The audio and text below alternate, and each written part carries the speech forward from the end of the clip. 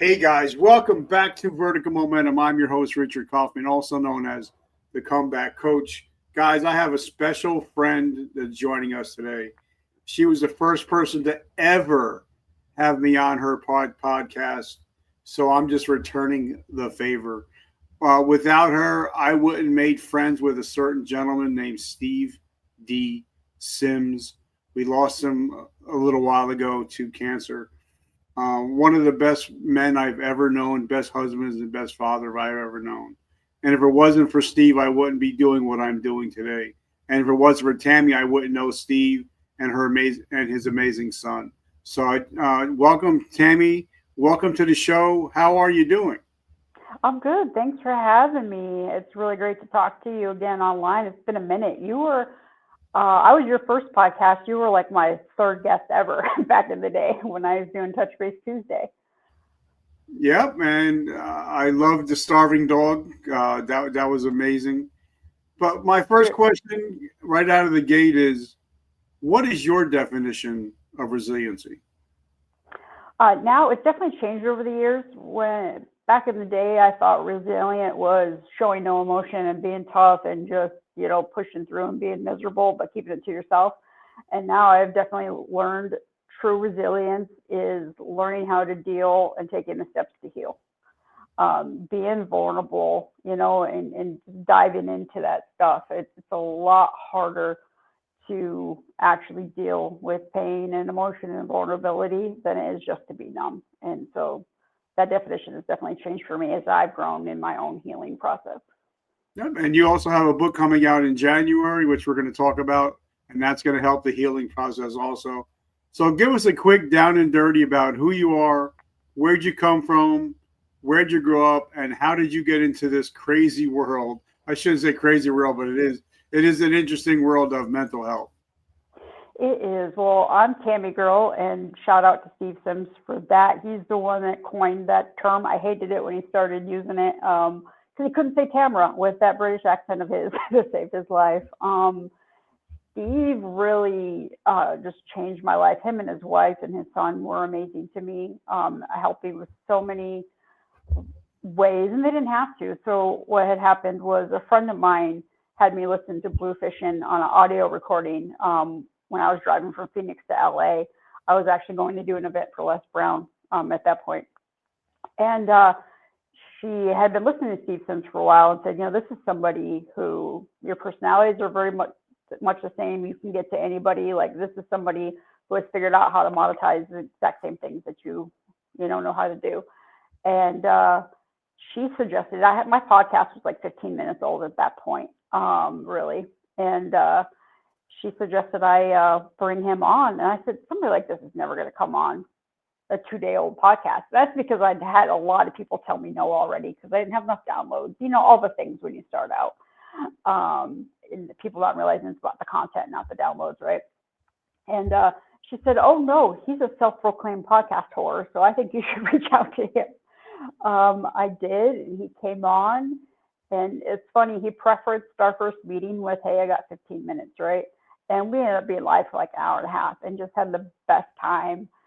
We laughed, and it was instant friendship from that point forward. We just clicked. He said it was one of the best podcasts he'd been on, in that it wasn't structured. We just were talking and having a good time and learning together. So definitely a huge loss to our community and to myself, as a friend. And I know to you with losing Steve, but that's where all the blue hair and all the craziness came from. But where I originally came from a small town in Pennsylvania. I lost my mom to suicide when I was 9 years old. I was a teen cutter, and I was raised in the era where I was also Catholic. So I was told my mom was in hell. And so my journey with mental health really began at a young age of being told psychology was a pseudoscience, only weak-minded people, did such things. And for some reason, I just knew in my heart that there was more to mental health than the story I was getting from the church and the people around me. Because if I'd have gone just by the way I was raised, I would have had those same types of thoughts, right, on mental health, that you're just weak-minded, it's a pseudoscience, only evil people do that to themselves. And I just never believed that. And so, in early adulthood, I started taking psychology classes in college and just really seeking out to figure out why my mother, did what she did, and having to deal with the fact, with my own mental health issues, right? I was also in the military, so it's not a good place to figure out when you're a teen cutter and you're bipolar, any of that stuff, right? And so it just kind of developed until it got to the point where, I just decided I wanted to start getting not only my story out there, but shining some light for people who might come from those limiting beliefs or be around people who have that, that stigma of mental health, especially with our fellow veterans. Back when I was in the military, you had to sneak out in town and pay cash, right, to have a mental health provider who could never hit your military record. And I'm glad to see that's changing, but we're still losing way too many people. And I think this message is more important now than even 10 years ago, because with the development of social media, in my opinion, while in the history of the world has never so many people been accessible, I will also submit that we have never been so unempathetic and disconnected as we are now. People don't have conversations anymore, right? We're sending a happy birthday Facebook message. We're not calling people, we're texting people. I can't remember the last time somebody just dialed my phone, right, and talked to me with a voice call versus sending a text or something like that. And so, there's a huge reason why the mental health is on a huge decline worldwide right now. And I think more people need to be having these conversations and making sure that we teach people how to connect again with actual conversation. And empathy. It's really easy to say horrible things about people you don't know, right, on social media when they're having struggles with mental health, and encouraging them to do things that they shouldn't be doing.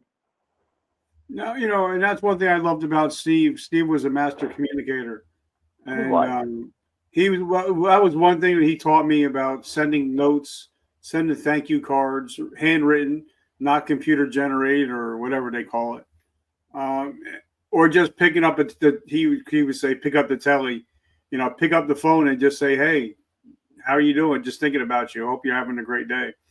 And I think that people have become unsocial on social media.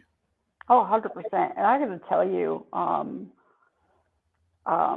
so grateful for Steve just being Steve, because going back and listening to and watching the funny videos he sent me, or the voice memos he sent me, like little things like, quit effing around and do this or whatever, or just checking in, just means so much now that he's gone, that I can go back and hear that voice and get those reminders of that relationship that we had. And I think back to, like, my mother passed away in a time where I've never heard her voice. I couldn't tell you what she sounds like, right? And even if someone is gone, be able to go back and hear that voice and hear that emotion, I think, keeps you connected, for sure. And I think more people should make that part of their natural thing to do, just because you don't think of things like that. He's gone, but I had years of worth of things I could, go back on and remember him fondly through. Yeah, me too. And like the day he passed, I bought both of his audio books just to hear his voice. Yep. Just to hear his voice, one more time. So, let's get back to talking about mental health and suicide. I believe that suicide is generational. Mental health issues are generational. What are your thoughts? Oh, 100%. Especially the way you deal with it. That's the big reason why I'm speaking the way that I do. My family members are not happy that I speak publicly about something that was considered shameful and quiet. And mental health is passed down, right? I am bipolar. I have a child that is as well, right? And if you guys don't have healthy coping mechanisms, like, I can't change the fact that I'm bipolar, but I can certainly change how I deal with it, how I relate to people, and my understanding and my responsibility to deal with that in a healthy way, right? That is a big responsibility. It's not swallow a pill or don't swallow a pill, right? I know there's things that I need to do, which include working out and keeping my environment clean. I have a rule, a trifecta. So my rules for whether it's a human being, a podcast, a TV show, book, I don't care what it is, if it does not uplift me spiritually, teach me a new skill, or make me laugh, I don't deal with it. It's not in my life. It's got to be healthy. And it is a lot dealing with your mental health is a lot of hard work, and it can get very draining. But the consequences of not doing that hard work, can destroy a career, can destroy relationships, or cause harm in your own life, right? I know a few years ago, I don't know if you know Brian Bogert, but Yep. he was a huge, huge help to me. I was on a downward spiral with my mental health. And this was before anybody publicly knew I was bipolar. And I finally had told him, and he's like, holy shit, dude, and because of him and him talking me through, like, hey, you've got to deal with this and you got to be open about it. I went inpatient and absolutely saved my life in that moment. And I'm really grateful to him to be able to have that conversation. So having people, Brian and I don't talk every day sort of thing, right? But he is somebody that I can be vulnerable with and has helped me through hard times. And I think having that is really important. Now, our friends are not our counselors, right? He is not a shrink. Your friends are not your shrinks. You can't be dumping on people all the time. And so you have to find those healthy ways to deal with your mental health. Whether it's talk therapy, for me, exercise is a huge thing, controlling my diet, my environment. Like, I've learned things to do, and it's hard work to figure that out. And I know there's not every counselor's for every human being. And I find it funny that people will go get 3 or 4 quotes to get their car repaired, but they'll stop trying counseling after the first counselor they don't like, right? And so just, also getting that message out there that, it's hard work, but it's worth it, and it will affect generational, right? I don't even have grandchildren yet. My thought process is, what can I do to have better relationships so that my grandchildren don't have the struggles that my children had because their mother was mentally ill and didn't take care of it. And then the struggles I had because my mother was mentally ill and didn't take care of it and ended her own life because of it, so. I got to give a big shout out, guys. If you don't know Brian Bogert, you need to find him. He's got an amazing podcast. Just check him out. He's a friend of the show. He's been on a couple of times. Love you, Brian. Love you and your bride. You're truly amazing. But you took a step back. I did. And it's okay to take a step back when you're struggling. It's okay to take time out for yourself to heal. And I just did a thread about that today, that, getting help takes strength. Saying I need help takes strength. Going to therapy takes strength. So it's okay to step back and reevaluate yourself and get healthy. So talk about, because I just said I haven't seen you in a minute. It's been a while. So, but you did step back for your own mental health. So let's talk about that. Yeah, I stepped back from social media for my mental health, and kind of being out there, especially because, before I was working with some pretty high profile people, right? And the last thing I needed was my spiral to affect those sorts of people that I have good relationships with. And while I took a step back from social media, people think you disappear because of that. I didn't take a step back necessarily from life. I still have clients. I'm still booking podcasts. I'm still the hashtag queen. Right. I just wasn't doing it publicly anymore, just so because I needed that connection with humans. And that meant for me a little less on social media, a little less of trying to, be out there and present in a picture perfect way. Now, I know there are people, and they're very brave, who, share the hard times and really those struggles. That wasn't something that I felt fit me and who I am, and just being online and complaining, right?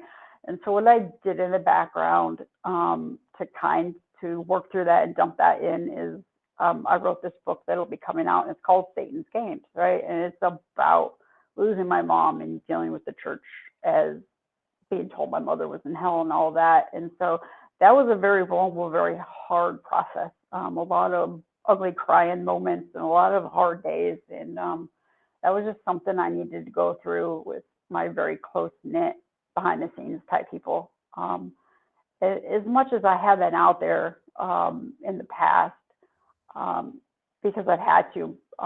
I am still very much a very behind the scenes type of person. Like I loved working behind the scenes for Les Brown. I did a lot of stuff behind the scenes for Steve, right? With his hashtags and working with him on things and getting him booked and Chris Noggle and folks like that. And so for me, I have to balance the behind the scenes where I'm the most comfortable and can uplift people with what am I doing publicly, And so, now I'm very slowly coming back into being more visible online. But I also do think it's a little bit sad that people think because you're not online, you're invisible, right? Like I have very few people, I think it's you and Brian and Steve before he passed, actually reached out to me and said, hey, are you okay? Or, hey, I've noticed you haven't been online, right? You got 5,000 so-called friends on Facebook, and 4 of them actually go, hey, haven't seen you in a while, right? And understanding that there's a huge difference between what people are doing on social media and how they're living their life behind the scenes. You shouldn't assume that they're invisible because you're not seeing them on social media all the time. And it's something I want to talk about because it's something just happened to me on Monday or Sunday. Facebook deleted all my profiles, all my groups, and it felt like everything I built for 15 years was gone. Yeah, it's hard. They did that to me about, I think 4 or 5 years ago when Starving Your Dog went viral. We had gotten too many views and too many impressions and too many people requesting to be parts of the groups and stuff. And they did the same thing. They just completely erased it. It did. It almost felt like you had been murdered, right? Like it was definitely a huge hit to the psyche and that panic of, how will people get to me? But I think that's a huge lesson, as we talked about earlier before we went live. And you need to be on multiple platforms, but more importantly, you need to have relationships and hopefully create an impact that can be carried off of Facebook, right? Like that day we went to New York City to go see Wicked on Broadway with my daughter and my wife, and I'm like, you know what? This is the real stuff.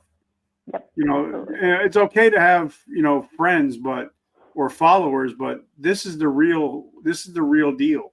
Mm-hmm. And it kind of brought me back to square one and be like, okay, I know who I am, and I got to get back to my basics. And I think sometimes we have to go back to square one. Sometimes you got to start over again, right? Absolutely, and get back to just living life. So part of my mental, when I went inpatient, you don't have cell phones or anything, right? But I will tell you that 30 days with no cell phone was probably the best and most connected and refreshed as a human being I had felt in a very, very long time. Like it was just way less stressful. You weren't constantly looking for notifications. You weren't constantly checking, is somebody checking on me? I really got to spend time with myself and work on writing my book and just figuring out who I was, but more importantly, where I was trying to head, in a healthy way for me. I think more people need to take some time, and even if it's just for an hour, put your damn phone away and connect with somebody. Even take your dog to the park, something, right? Just do something where you don't have a screen, in your hand. And it really will help your mental health a ton, trust me. And it shouldn't be the first thing you grab in the morning. I don't even charge my cell phone in my room at night anymore. I had to go get an old-fashioned alarm clock and do things just so you start your day, in a connected way, right? I think the filter of the screens that we use has just disconnected us from everything. Yeah, and then I realized that I'm using it as a dopamine hit. Every time I would open up social media, it was for the dopamine. And then I started thinking, wait a minute, this can't be healthy if I'm just going for the dopamine hit. No, it's a drug nobody considers a drug because it's common or popular, but it's just as destructive and can be for certain people. Some people can handle it fine, some people can't. But when you're constantly looking for that validation in that way from people who aren't truly invested in who you are as a human, it isn't healthy. Okay, so now you have a book coming out in January we talked about. Um, I know when I wrote my first book, it was painful. I had to rip open a bunch of scabs. I had to heal. I actually had to ask people, did this really happen? Because I was too drunk or too high. I don't remember. So, but then I had a lot of people be like, don't mention me in the book. Don't write about me in the book. And I'm like, but it's my experience. This is Right. from my point of view. This is what I felt. This is what happened to me. So talk about the experience of writing this book. It was the same thing. It was going back and for the first time publicly, even writing down or dealing with, the nightmares I had for years, or really the trouble, like things I didn't realize I had done to protect myself, that weren't really protecting myself. And the biggest one for me was, to me, the word mom was a negative thing, right? My mom left her kids, and it was negative in the fact that she left. She was then erased. I never saw a picture of her again. We didn't speak her name in my household, right? Catholic Church said she was in hell, right? Like this was a bad negative thing. And it carried over to when I had my own children, that I taught them to call me by my first name, Tamara, under the guise of, if we're lost in public, if you're yelling mom, everybody's going to turn around. You need to know my name is Tamara, and that's how you refer to me in public. Not realizing it really was just a wound of that negative connotation of what a mother meant to me, because of what she had chose to do, back then. And so really have to also acknowledge the damage I caused my own children and the healing that they now have to go through, because I didn't go through that mental health journey when they were younger, right? And they had to witness a lot of that craziness where I was unstable. It was really hard to have to take responsibility for that and realize, that there were just a lot of mistakes I made, and there's some things I could never make up for. But if I could help other people not make those mistakes, maybe then, I won't continue to pass down the generational mental health issue that my family has had for forever. So how do you take care of your mental health today compared to the way you used to take care of your mental health? Well, first of all, I acknowledge the fact that I am bipolar and I have PTSD. I used to think it was crazy because, they diagnosed me with PTSD because of what happened with my mother and the things I went through. And I had this attitude of, well, I'm a veteran. I was never in a war, right? I had this connotation of, right, I wasn't shooting people. People were shooting at me. And so I didn't understand what I had gone through at that young age was extremely traumatic, and how my brain reacted to it is the definition of PTSD, right? And acknowledging that yes, I am bipolar, so there's certain foods I can't deal with. If I don't exercise, I will implode after a while. I do have to take those social media breaks and be authentic with myself. And okay, I need to get back to counseling, or maybe it's inpatient time again, right? And just being honest about where I'm at, and not putting band-aids over things, and not pretending I'm fine when I'm not. A lot of people, like when you hear the word PTSD, first thing people think of is war, That's what I used or to think. but it can be somebody taking their life. It can be going through a messy divorce.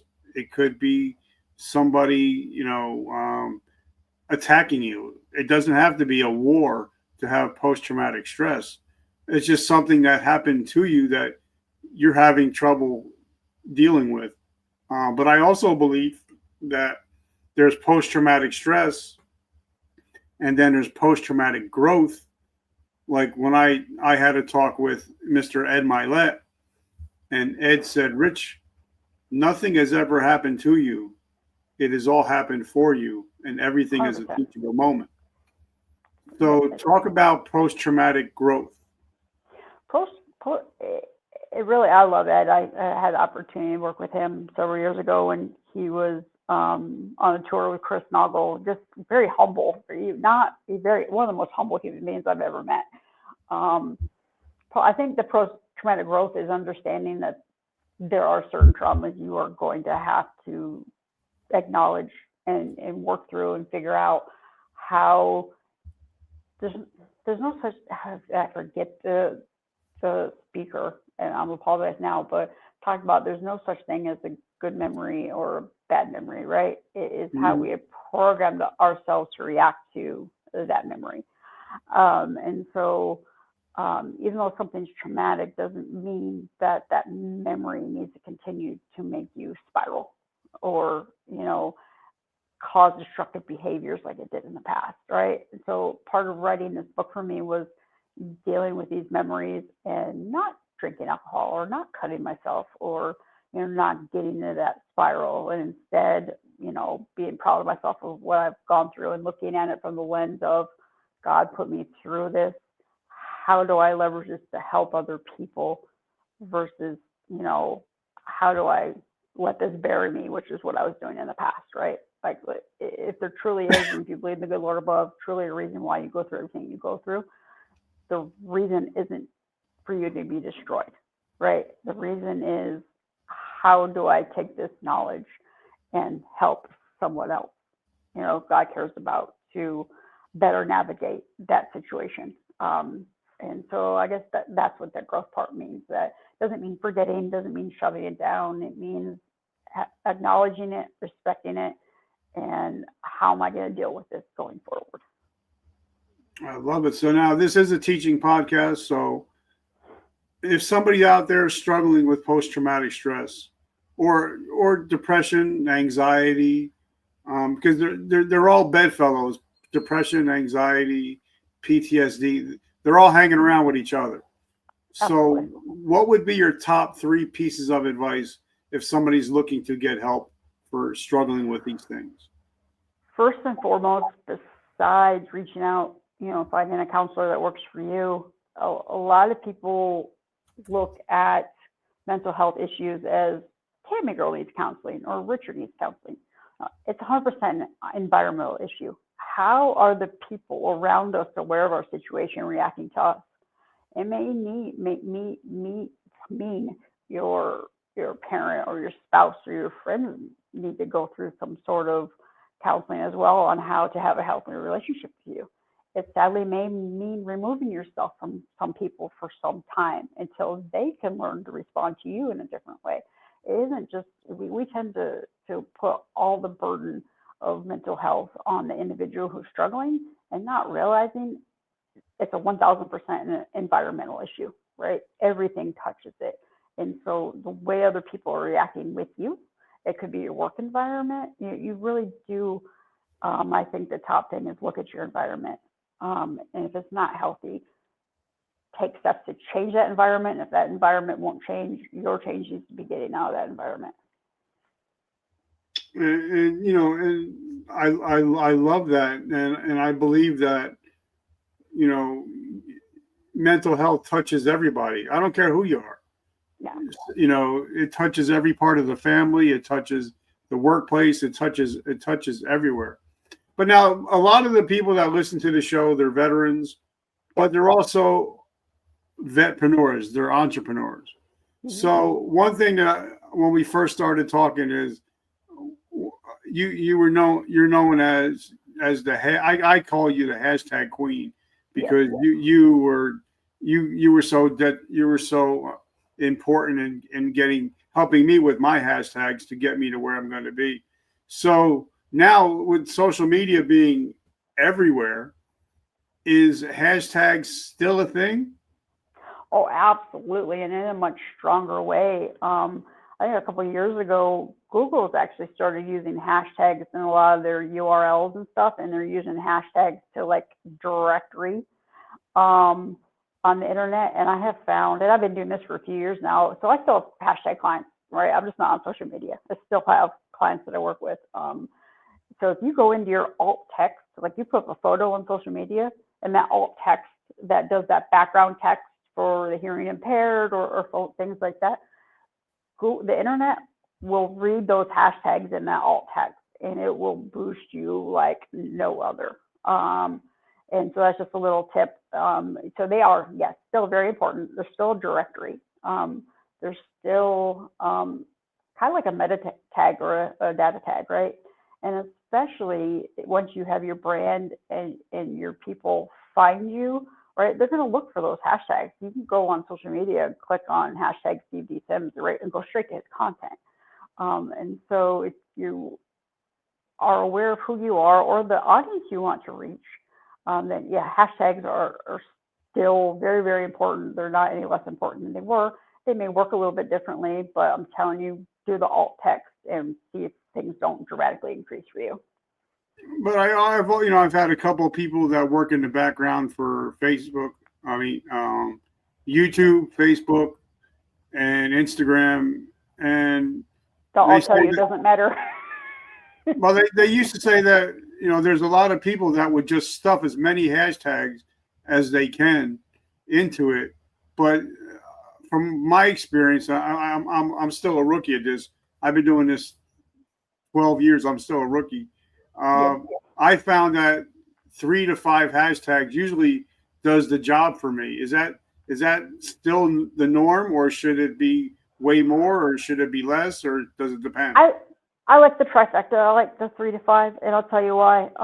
So kind of the layered hashtag approach I use is to use my brand hashtag. So like, for example, hashtag I am Tami-Girl is on everything I do, no matter what. When I was doing the starving dog, and when we bring the starving dog back, put action where your hashtag is, right, is on every single thing. That is a brand identifier, right? And then use a hashtag for the type of content we are using, and then a hashtag for the type of audience you want to reach is the rule that has done me very, very, very well. So what's going on now? You're probably going to be on a podcast tour, and thank you for letting me interview you and hanging out with you. So thanks for bringing me back on after all these years. I was nervous, and I wanted to have somebody I knew I could have a friendship, comfortable conversation with for doing this again. Because despite, as much as I don't shut up when you know me, or when I'm out there, being public is very uncomfortable for me. So this is just a conversation with a friend. So I'm really grateful that you are my first coming back. I love it. And now my friend Adam Duvall, he says hello. He actually has a group called Mental Health Warriors. He actually has a podcast, and I would love to get you on his podcast. Oh, I'd love to. I think I've seen his group, the Mental Health Warriors group, pop up in my feed quite a bit. So. Yep. So I would love to get him on his show. He's truly amazing. He's based out of the UK, so you get a different kind of group of people from like the United States and the UK. So it's pretty cool. So it's funny. I have a huge following in Australia, and I will tell you, it is definitely a different demographic. They're a little more out there wild than they are here in the U.S. for sure. So what do you got going on in the next 90 days? Well, the book's coming out in January. So what else you got going on now? For the next 90 days, I'm getting ready to go more public with, my podcast booking offerings and the hashtags and more importantly, teaching people. The thing I've noticed is somebody who gets people booked on podcasts, right, and they pay me to do that, is especially authors expect they'll just go on a podcast and sell some books, right? And they don't understand how you should prepare for that. What type of guest should I be? How do I leverage the content? And so I'll be out there a little bit more teaching some folks, how to best utilize, not just getting on a podcast, right? It doesn't matter what podcast I get you on. If you are uninteresting or don't understand how to navigate, an interview, or especially if the interviewer is dry and more rigid, and how to kind of get your personality out there, then it doesn't matter how many podcasts you go on. It's not going to boost your sales, as an entrepreneur. And so I wanted to get back out there more and teach those kind of behind the scenes things that people don't think about when they just get focused and go, I have a book or I have a product. I need to be on a podcast. There's just so much more to it than that, as you know. And and one thing I would suggest to your people that are going to hire you is you do your job very well, but also that when you do have guests that come on my show like Steve Steve actually shared my episode. But make sure that the people that are on the show share their episodes. This way it creates backlinks so they're able to get more people to buy their books. People under a lot of people that come on podcasts, they don't even share their episodes, and they're leaving so much money on the table because they're not creating backlinks. That's part of what I'm talking about, right? They think I'll just go on, and they don't understand the importance of what should I do before I'm on this podcast? What should I do after this podcast comes out? A lot of authors do that too. They'll release their book, do 2 posts about it. Here's the link. And then 6 months, a year later, you've never seen another post about this book ever again, right? Or you've never seen another share. I still occasionally will share episodes of podcasts where I had guests 4 or 5 years ago. If it's evergreen content, it is evergreen content. It is okay to reshare that, find new people, and still use that. And so that is a great lesson. And it's not because people, some folks say, "Oh, I don't want to have people on the podcast because they're not doing anything to share this, or they're not doing anything to help my audience."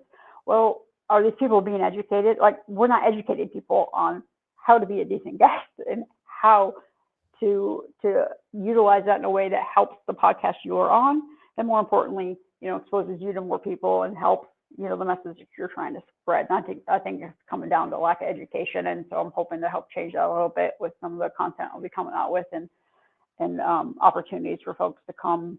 I have a free downloadable checklist of what to do before I'm on the podcast, what do I do with these links afterwards, and an actual 30, 90-day planner, for what you should do once you go on a podcast and after you come off of it. It'll help you build better relationships too, right? Podcasters, as you know, love guests who are out there wanting to share the message and bringing new people, to their message. And especially if you're still sharing that link a year or 2 years from now, right? Like that's a great relationship to nurture, and have around. No, and one thing that you taught me is right before I had Steve on, I messaged you. I'm like, what should I not talk about? What should I not ask? And you told me word for word, ask him questions that nobody else has ever asked him. Absolutely. Do not ask him about Elton John. And I didn't ask him about Elton John, but I did ask him what it was like being a 16-year-old bricklayer while still dating your wife and being poor. Right, and exactly.